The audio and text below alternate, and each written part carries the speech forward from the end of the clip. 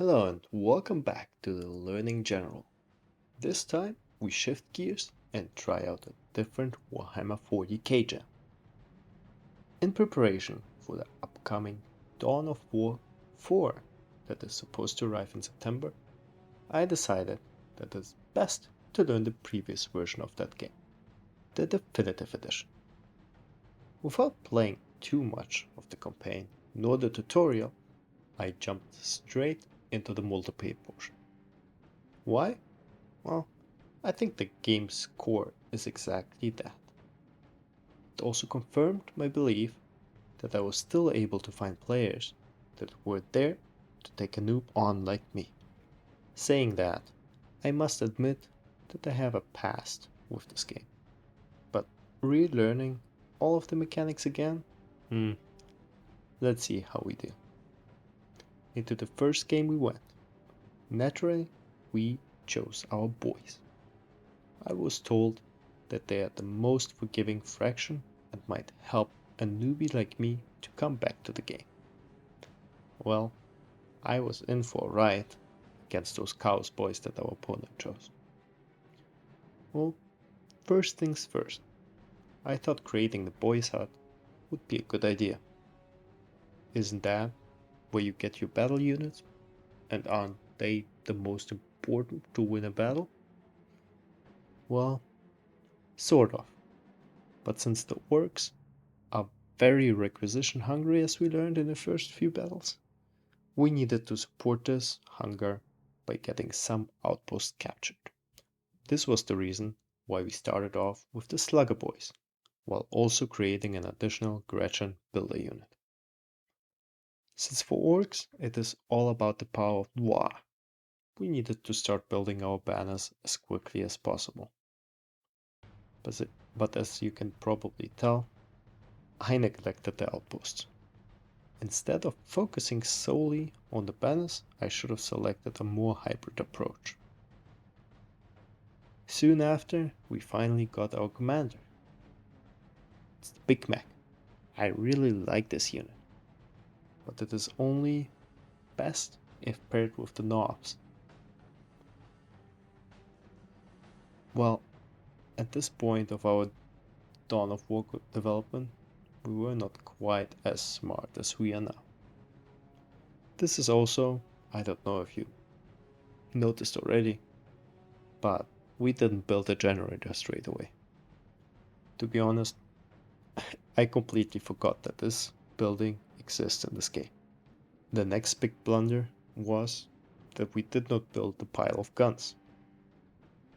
Well, as you guys are probably aware, this is where we are supposed to make our units at least a little stronger. Boy, I completely forgot about that as well. Well, and after we encountered our enemy for the first time, we were able to successfully bully them away from the middle objective point. Easy going, you might think. But in the background, our opponent had his army already ready, while we were far away calling our troops a competitive army. As you can see, he did a smart thing.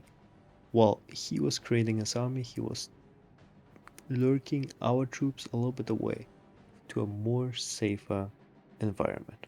You also see how we fall for this trap and just keep following the units while taking the middle. At this point I was thinking, yeah, that must be it. We're gonna capture the middle and we're gonna just stay our ground. But as you can probably tell, halfway into the battle, I was wrong yet again. We were able to capture the middle point and we tried to do some big meek things. But he was smart enough to not take the bait and delete our units pretty quickly after. As you saw, our base at this point, not very well developed and not very well organized. As you can see, I was trying to defend the middle point, but you can already see he retreated his army and was building it in the back. So naturally, it was very easy for him to get rid of my units once he came closer, which is another mistake that I did in this game. I let my units fall. I guess this is one of the biggest sins that you could do in Dawn of War, since creating new units cost more resources than healing the existing ones. As you can see at this point, we didn't have an HQ unit anymore, we didn't have an army anymore, and we were out of resources. Especially, we still haven't built our generator. And it is only just a little win for us, since the timer to win this game was still at 5 minutes 30 seconds, as he entered in our base and started to really eradicate some of our buildings. He chose to take the smarter approach and go back and regroup, while also destroying some of my outposts, as you would do of course as a Chaos Lord. But at this point, I think that the game was already done. He had a good army going for him, while also capturing the middle point, while we had no functioning army, no functioning infrastructure, and of course no functioning buildings at all. I would say for this match, this was the beginning of the end game. There were quite a few blunders that we did in this match. First, we need to figure out how our army should be composed after the early game. As you saw in this battle, it was an absolute disaster. In the next battles, I think I will try to focus on getting the knobs as quickly as possible. At least this is what the tutorials support. Second, and I think that's an easy one, let's not forget the generator next time. And third, we should stay aggressive with our troops, since map control is important in this game. But let's keep our units alive, in order to not get overrun like here, by the next best enemy counter. I think those are very important lessons, and we will start working on them in the next game, as we see our last attempts of turning this thing around.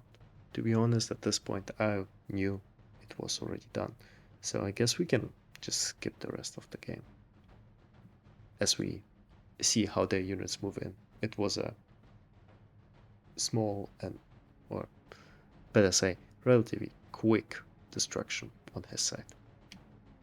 So we went into the next battle straight away. This is what I really like about this game. The battles are short, and it is relatively easy to find an opponent straight away, although the game is a bit older. This time we were facing the Dark Eldar, the Drukhari, a very interesting faction that I never really had on my radar too much. An interesting fun fact though. Well, they are not cruel just for fun. Well, mostly not. Their souls are constantly being drained by the Chaos God Slaanesh. To slow that process, they feed on the pain and suffering of others. As twisted as it sounds, cruelty is literally how they stay alive. And for us, we were the ones suffering. Also, one thing you'll notice in-game matches the lore perfectly. Dark Eldar are all about speed.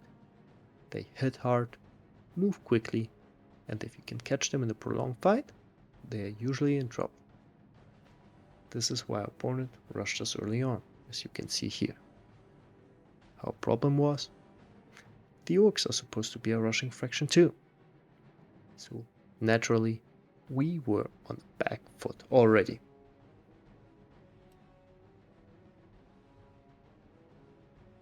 With the lessons learned in the previous game, our early game was slightly different this time. While we still built the boys' hut first, we showed some signs of learning curve.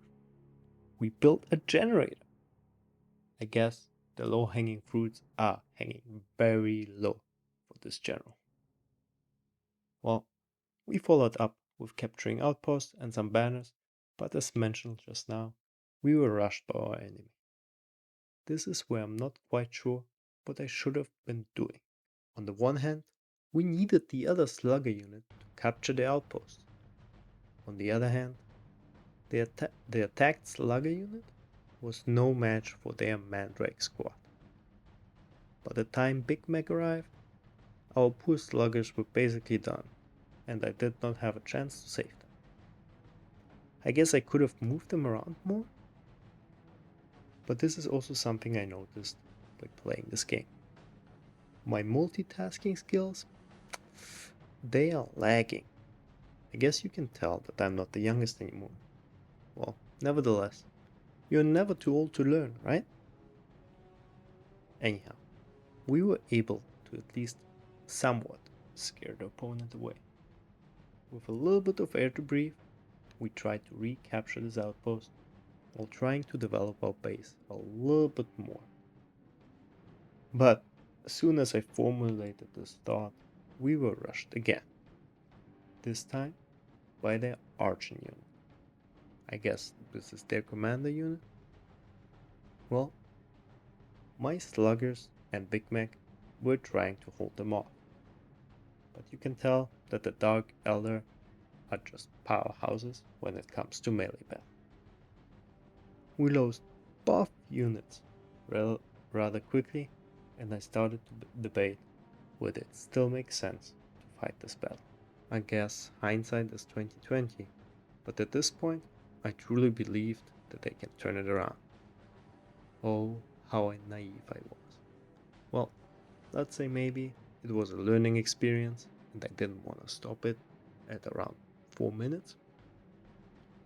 Saying that, at this point, I'm sure our opponent would have been able to finish the game rather easy. But for whatever reason, he let us live. This is why also, in the mid game, nothing interesting happened. He just continued bullying us on this one specific outpost, and we just tried to keep them away as good as possible, creating new units that are getting destroyed immediately, and trying not to get overwhelmed by the constant bullying on this outpost. At some point later in this game, we decided to launch a counteroffensive. We were able to regain some momentum, but I think that was only because our opponent chose to reinforce his units with some true elite soldiers. As this game went into the endgame, you can see how we went up the right flank while his army went down the left flank. It was one last, I'd say pitiful attempt to win this battle by us. And how pitiful it was. Not only did he eradicate my units with ease, he would soon after destroy our base. Well, what should I say? Another battle lost, but some knowledge gained? First, we need to get better in the opening stages. Guess this is why there are so many shortcuts that we need to learn at this point. I also think the boys' hut might not be the best to build first. Second, as we are the orcs, we should be the aggressors on the map. Unfortunately in this case, the Drukhari were just quicker, and I don't know if I could have been quicker. But not everyone is playing the Drukhari, so let's keep that in mind. Also, let's not forget, my opponents has probably much more experience in this game than us. So I'll take it with a grain of salt. Last but not least, I think that will be something that we'll be following for quite a bit. Let's try and learn how to multitask. Well, while on the surface, not easy, I think we can do some progress with the 80-20 approach. 80% success with only 20% resources wasted. So let's see how we can translate this in the next battles. With that being said, the plan is to constantly learn and get better at this game, while waiting for Dawn of War 4. I know that the games will not be the same, but I assume at this point that the fundamentals will be similar. This is also why we will upload more battle reports with the orcs, and in later episodes, other fractions as well. Alright, enough talking. I hope you enjoyed this content as much as I like playing this game. And if so, please like, subscribe, and I hope to see you in the next one. See ya!